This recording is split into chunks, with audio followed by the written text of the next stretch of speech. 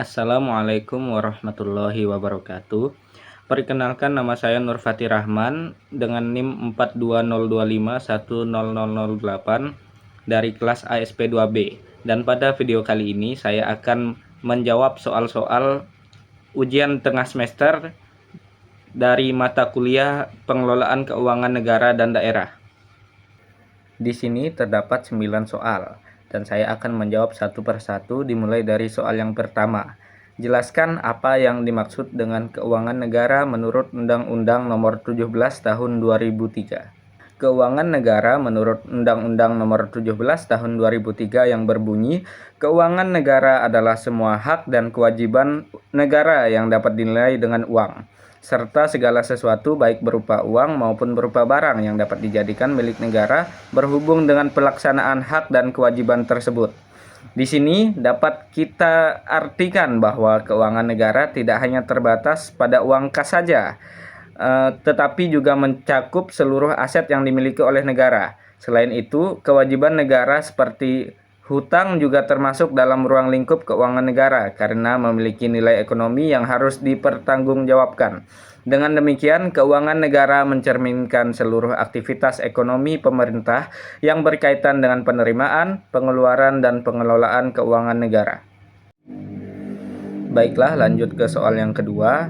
Di sini kita diminta menjelaskan 4 komponen, yaitu objek keuangan negara, subjek keuangan negara, proses terbentuknya keuangan negara, dan tujuan keuangan negara.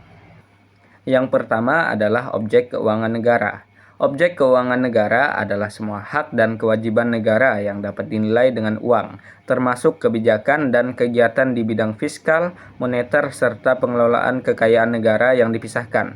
Selain itu, mencakup juga segala sesuatu baik berupa uang maupun barang yang dapat menjadi milik negara karena pelaksanaan hak dan kewajiban tersebut. Lalu selanjutnya ada subjek keuangan negara, yaitu adalah pihak yang memiliki atau menguasai objek keuangan negara, yaitu pemerintah, baik pusat maupun daerah, serta badan hukum publik lainnya yang berkaitan dengan keuangan negara. Artinya semua lembaga yang mengelola atau terkait dengan keuangan negara termasuk dalam subjek ini. Selanjutnya adalah proses terbentuknya keuangan negara. Proses terbentuknya keuangan negara ini dimulai dari perencanaan, yaitu ketika pemerintah menyusun kebijakan dan rencana anggaran seperti APBN maupun APBD, berdasarkan kebutuhan negara dan prioritas pembangunan.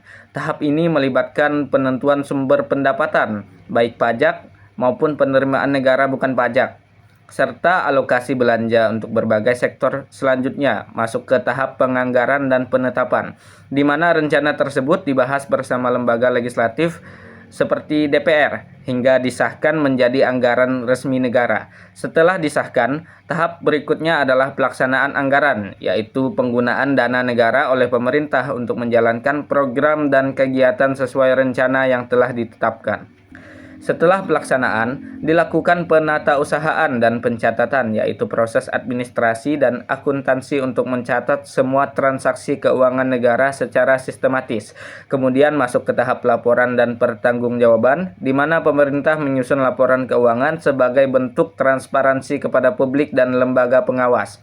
Terakhir adalah tahap pemeriksaan atau audit yang dilakukan oleh lembaga seperti Badan Pengawas Keuangan untuk menilai apakah pengelolaan keuangan negara sudah sesuai aturan dan efisien. Dan yang terakhir ada tujuan keuangan negara, yaitu adalah untuk mendukung penyelenggaraan pemerintahan negara melalui berbagai kebijakan, kegiatan, dan hubungan hukum yang berkaitan dengan penguasaan atau kepemilikan keuangan negara.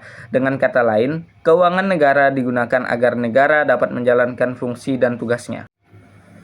Lanjut ke soal nomor 3. Di sini kita diminta untuk menyebutkan ruang lingkup keuangan negara menurut Undang-Undang Nomor 17 Tahun 2003. Seperti yang tertulis dalam Undang-Undang Nomor 17 Tahun 2003 Pasal 2, ruang lingkup keuangan negara meliputi 1. Hak negara untuk memungut pajak, mengeluarkan dan mengedarkan uang, serta melakukan pinjaman. 2. Kewajiban negara untuk menyelenggarakan tugas layanan umum pemerintahan negara dan membayar tagihan pihak ketiga. 3. Ada penerimaan negara. 4. Pengeluaran negara. 5. Penerimaan daerah, 6. Pengeluaran daerah, 7. Kekayaan negara atau daerah yang dikelola sendiri maupun oleh pihak lain seperti uang, surat berharga, piutang, barang, dan hak lain yang dapat dinilai dengan uang. 8. Ada kekayaan pihak lain yang dikuasai pemerintah dalam rangka penyelenggaraan tugas pemerintahan atau kepentingan umum. Dan yang terakhir ada kekayaan pihak lain yang diperoleh dengan menggunakan fasilitas yang diberikan oleh pemerintah. Baiklah, lanjut ke soal nomor 4, yaitu jelaskan dan berikan contoh penerimaan, pengeluaran, dan pembiayaan negara. Yang pertama adalah penerimaan negara. Penerimaan negara adalah semua uang yang masuk ke kas negara dan menambah kekayaan negara dalam satu periode anggaran. Penerimaan negara digunakan untuk membiayai penyelenggaraan pemerintahan dan pembangunan. Contohnya adalah penerimaan pajak seperti PPN dan pajak penghasilan. Penerimaan negara bukan pajak seperti hasil tambang dan biaya administrasi serta hibah dari luar negeri. Yang kedua ada pengeluaran negara. Pengeluaran negara adalah semua uang yang keluar dari kas negara untuk membiayai kebutuhan pemerintah dan pelayanan kepada masyarakat. Pengeluaran ini dilakukan sesuai anggaran yang telah ditetapkan dalam APBN. Contohnya yaitu pembayaran gaji pegawai negeri, pembangunan jalan dan jembatan, subsidi BBM, biaya pendidikan, serta anggaran kesehatan. Dan yang terakhir adalah pembiayaan negara, yaitu semua transaksi keuangan yang perlu dibayar kembali atau akan diterima kembali, baik pada tahun anggaran berjalan maupun tahun berikutnya. Pembiayaan dilakukan untuk menutup defisit anggaran atau memanfaatkan surplus anggaran negara. Contohnya adalah pinjaman luar negeri, penerbitan obligasi negara, pembayaran cicilan utang, dan penyertaan modal pemerintah kepada BUMN. Lanjut ke soal nomor 5, yaitu jelaskan dan berikan contoh bidang keuangan negara. Bidang keuangan negara adalah bagian-bagian pengelolaan keuangan yang digunakan pemerintah untuk menjalankan tugas dan fungsi negara. Di sini terdapat 4 bidang yang akan saya bahas. Yang pertama ada bidang fiskal. Bidang fiskal ini berkaitan dengan kebijakan pemerintah dalam mengatur penerimaan dan pengeluaran negara melalui APBN. Tujuannya adalah untuk menjaga kestabilan ekonomi dan meningkatkan kesejahteraan masyarakat. Contohnya adalah pemungutan pajak, pemberian subsidi, dan pembangunan infrastruktur menggunakan anggaran negara. Yang kedua ada bidang moneter, yang berkaitan dengan pengaturan jumlah uang yang beredar dan stabilitas nilai mata uang oleh pemerintah dan bank sentral. Tujuannya adalah untuk menjaga kestabilan ekonomi dan mengendalikan inflasi. Contoh kebijakannya ada kebijakan suku bunga oleh Bank Indonesia dan pengedaran uang rupiah. Selanjutnya yang ketiga ada bidang pengelolaan kekayaan negara. Bidang ini berkaitan dengan pengelolaan aset atau kekayaan milik negara agar dapat digunakan secara efektif dan memberikan manfaat bagi masyarakat. Contohnya adalah pengelolaan gedung pemerintah, tanah negara, kendaraan dinas, dan penyertaan modal negara pada BUMN. Dan yang terakhir ada bidang pemeriksaan dan pertanggungjawaban. Bidang ini berhubungan dengan pengawasan penggunaan keuangan negara agar sesuai aturan dan tidak terjadi penyalahgunaan. Contohnya adalah pemeriksaan laporan keuangan pemerintah oleh Badan Pemeriksa Keuangan. Lanjut ke soal nomor 6. Sebutkan pihak-pihak pemegang kuasa pengelolaan keuangan negara dan gambarkan alur pembagian kuasa tersebut. Pihak-pihak pemegang kuasa pengelolaan keuangan negara di sini ada 5. Yang pertama adalah Presiden, yang kedua ada Menteri Keuangan, yang ketiga ada pimpinan lembaga, kemudian masuk pada tingkat daerah, ada pemimpin daerah baik gubernur, bupati maupun wali kota, dan yang kelima adalah Kepala Satuan Kerja Perangkat Daerah.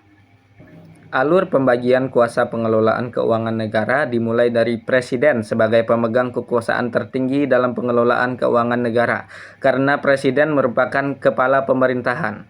Dalam pelaksanaannya, Presiden memberikan sebagian kekuasaan tersebut kepada Menteri Keuangan untuk mengelola bidang fiskal negara seperti pengelolaan APBN, penerimaan negara, pengeluaran negara, dan kekayaan negara. Selanjutnya, Presiden juga memberikan kuasa kepada menteri atau pimpinan lembaga sebagai pengguna anggaran dan pengguna barang di kementerian atau lembaga masing-masing. Mereka bertanggung jawab menggunakan anggaran negara sesuai program kerja yang telah ditetapkan. Kemudian masuk pada tingkat daerah, Presiden melalui sistem pemerintahan memberikan kewenangan kepada gubernur, bupati, dan wali kota untuk mengelola keuangan negara. Kepala daerah kemudian melimpahkan sebagian kewenangan tersebut kepada Kepala SKPD sebagai pelaksana anggaran di setiap dinas atau instansi daerah. Dengan demikian, pengelolaan keuangan negara berjalan dari pemerintah pusat hingga pemerintah daerah sesuai tugas dan tanggung jawab masing-masing. Lanjut pada soal nomor 7, di sini kita diminta menyebutkan dan menjelaskan undang-undang yang mengatur tentang kebijakan moneter. Terdapat 4 undang-undang yang mengatur tentang kebijakan moneter di Indonesia. Yang pertama ada Undang-Undang Nomor 23 Tahun 1999 tentang Bank Indonesia. Undang-undang ini mengatur kedudukan, tugas, dan wewenang Bank Indonesia sebagai bank sentral. Dalam undang-undang ini dijelaskan bahwa Bank Indonesia memiliki tujuan utama untuk menjaga kestabilan nilai rupiah melalui pelaksanaan kebijakan moneter, pengaturan sistem pembayaran, dan pengawasan perbankan. Undang-undang ini juga menegaskan bahwa Bank Indonesia bersifat independen agar kebijakan moneter dapat dijalankan tanpa campur tangan pihak lain. Kemudian yang kedua ada Undang-Undang Nomor 3 Tahun 2004 tentang perubahan atas Undang-Undang Bank Indonesia. Undang-undang ini merupakan perubahan dari undang-undang sebelumnya yang memperkuat independensi Bank Indonesia dan memperjelas tugasnya dalam menetapkan serta melaksanakan kebijakan moneter. Dalam undang-undang ini juga diatur koordinasi antara pemerintah dan Bank Indonesia dalam menjaga stabilitas ekonomi nasional. Selanjutnya, Undang-Undang Nomor 6 Tahun 2009 tentang penetapan Perpu Nomor 2 Tahun 2008. Undang-undang ini berkaitan dengan perubahan lanjutan terhadap Undang-Undang Bank Indonesia, terutama dalam menghadapi krisis keuangan global. Undang-undang ini memberikan dasar hukum bagi Bank Indonesia dan pemerintah untuk menjaga stabilitas sistem keuangan melalui kebijakan moneter dan langkah penyelamatan sektor keuangan. Dan yang terakhir ada Undang-Undang Nomor 4 Tahun 2023 tentang pengembangan dan penguatan sektor keuangan. Undang-undang ini mengatur penguatan sektor keuangan nasional, termasuk koordinasi kebijakan moneter, stabilitas sistem keuangan, dan pengawasan lembaga keuangan. Tujuannya agar kebijakan moneter dapat mendukung pertumbuhan ekonomi yang stabil dan berkelanjutan. Lanjut pada soal yang ke-8. Di sini kita dimintai untuk membuat bagan hubungan subjek pengelola keuangan negara. Tetapi karena ini konsepnya video, saya hanya akan menjelaskan alur bagan tersebut saja. Jadi, hubungan subjek pengelola keuangan negara dimulai dari Presiden sebagai pemegang kekuasaan tertinggi dalam pengelolaan keuangan negara. Presiden kemudian membagi atau melimpahkan kewenangan tersebut kepada beberapa pihak sesuai tugasnya masing-masing agar pengelolaan keuangan negara dapat berjalan dengan efektif. Menteri Keuangan menerima kuasa dari Presiden untuk mengelola bidang fiskal negara, seperti mengatur APBN, penerimaan negara, pengeluaran negara, utang negara, dan kekayaan negara. Sementara itu, menteri atau pimpinan lembaga diberikan kewenangan sebagai pengguna anggaran dan pengguna barang pada kementerian atau lembaga yang dipimpinnya. Mereka bertanggung jawab menggunakan anggaran sesuai program kerja pemerintah. Kemudian pada tingkat daerah, gubernur, bupati, dan wali kota memegang kekuasaan pengelolaan keuangan daerah. Kepala daerah kemudian melimpahkan sebagian kewenangan kepada Kepala SKPD sebagai pelaksana anggaran di masing-masing dinas atau instansi daerah. Dengan demikian, hubungan antar subjek pengelola keuangan negara bersifat bertingkat dari Presiden, pemerintah pusat, hingga pemerintah daerah. Selanjutnya pada soal yang terakhir, di sini kita diminta menjelaskan paradigma baru dalam pengelolaan keuangan negara. Sebelumnya kita harus tahu paradigma baru dalam pengelolaan keuangan negara itu dan bagaimana awal mulanya muncul paradigma tersebut. Paradigma baru dalam pengelolaan keuangan negara adalah cara pandang dan sistem baru dalam mengelola keuangan negara yang menekankan transparansi, akuntabilitas, efisiensi, dan orientasi pada hasil. Paradigma ini menggantikan paradigma lama yang cenderung tertutup, berpusat pada kekuasaan pemerintah dan hanya fokus pada penggunaan anggaran tanpa memperhatikan hasil yang dicapai. Jadi, paradigma baru muncul sebagai perubahan pola pikir dalam mengelola uang negara agar lebih modern dan bertanggung jawab. Awal mulanya muncul paradigma baru ini dipengaruhi oleh perkembangan konsep good governance atau tata kelola pemerintahan yang baik di berbagai negara. Di Indonesia sendiri, perubahan tersebut mulai kuat setelah terjadinya reformasi pada tahun 1998. Pada masa itu, masyarakat menuntut pemerintahan yang lebih terbuka karena sebelumnya banyak terjadi praktik korupsi, kolusi, dan nepotisme, serta pengelolaan keuangan negara yang dianggap kurang transparan. Krisis ekonomi pada tahun 97-98 juga memperlihatkan lemahnya sistem pengelolaan keuangan negara pada saat itu. Akibat kondisi tersebut, pemerintah mulai melakukan reformasi di bidang keuangan negara dengan membentuk berbagai peraturan baru, seperti Undang-Undang Nomor 17 Tahun 2003 tentang Keuangan Negara, Undang-Undang Nomor 1 Tahun 2004 tentang Perbendaharaan Negara, dan Undang-Undang Nomor 15 Tahun 2004 tentang Pemeriksaan Pengelolaan dan Tanggung Jawab Keuangan Negara. Dari sinilah paradigma baru pengelolaan keuangan negara berkembang, yaitu pengelolaan yang lebih terbuka, profesional, dan berorientasi pada kesejahteraan masyarakat. Nah, setelah kita mengetahui apa itu paradigma baru dalam pengelolaan keuangan negara dan bagaimana awal mulanya, barulah kita masuk ke penjelasan paradigma baru tersebut. Paradigma baru dalam pengelolaan keuangan negara adalah perubahan cara pengelolaan keuangan negara yang sebelumnya bersifat tradisional dan tertutup menjadi lebih modern, transparan, akuntabel, dan berorientasi pada hasil. Paradigma ini muncul sebagai upaya mewujudkan tata kelola pemerintahan yang baik, atau biasa disebut juga dengan good governance, agar penggunaan uang negara lebih efektif dan dapat dipertanggungjawabkan kepada masyarakat. Dalam paradigma baru ini, pengelolaan keuangan negara tidak hanya berfokus pada penggunaan anggaran saja, tetapi juga pada hasil atau manfaat yang diperoleh masyarakat. Oleh karena itu, pemerintah menerapkan sistem penganggaran berbasis kinerja, yaitu anggaran disusun berdasarkan target dan hasil yang ingin dicapai. Selain itu, diterapkan juga prinsip transparansi agar masyarakat dapat mengetahui penggunaan keuangan negara, serta prinsip akuntabilitas agar setiap pengelola anggaran bertanggung jawab atas pelaksanaannya. Paradigma baru ini juga menekankan pentingnya efisiensi, efektivitas, dan profesionalisme dalam pengelolaan keuangan negara. Pemeriksaan dan pengawasan dilakukan secara lebih ketat oleh lembaga seperti Badan Pemeriksa Keuangan untuk mencegah penyalahgunaan anggaran. Dengan paradigma baru ini, pengelolaan keuangan negara diharapkan mampu untuk mendukung pembangunan nasional dan meningkatkan kesejahteraan masyarakat. Sekianlah jawaban yang telah saya paparkan untuk menjawab soal-soal ujian tengah semester dari mata kuliah pengelolaan keuangan negara dan daerah.